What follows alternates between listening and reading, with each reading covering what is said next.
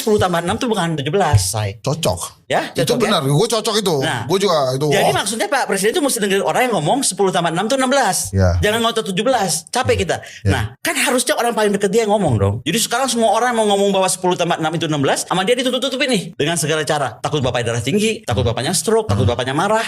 Bapaknya itu kepala negara. Harus kasih tahu juga dong. Nah, Pak Prabowo dilihat yang sangat hebat di Rusia lah dan mungkin dimanapun di dunia. Tapi sekarang menurut gue lama-lama orang akan lihat dia tuh kayak raja jalan telanjang. Karena nggak pernah dapat informasi A1 dari orang yang dianggapnya A111, which is namanya tadi yang sebut siapa? Mas Teddy. Aku nyebutnya Teddy aja.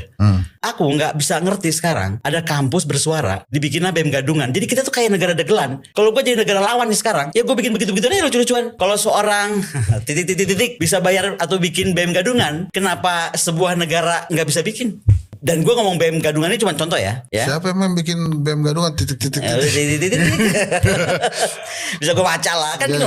Kalau kita lihat lain, kalau yang datang 100 orang mungkin gue susah ya untuk satu-satu ini siapa.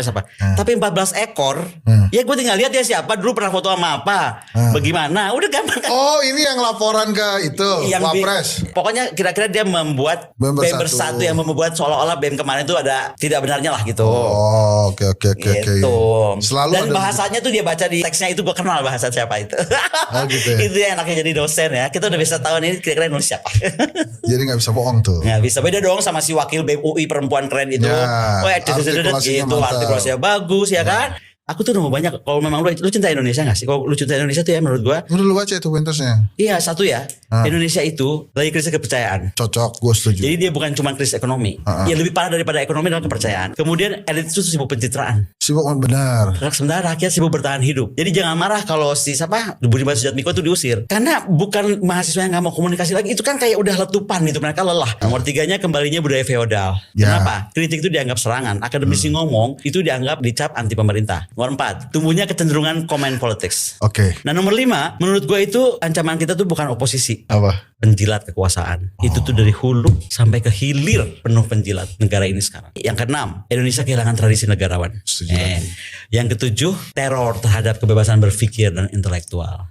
Kemudian dunia itu berubah cepat.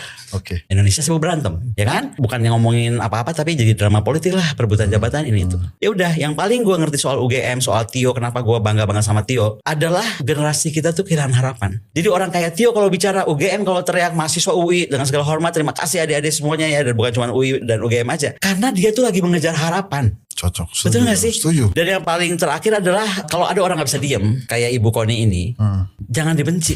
Itulah cara gue cinta Indonesia.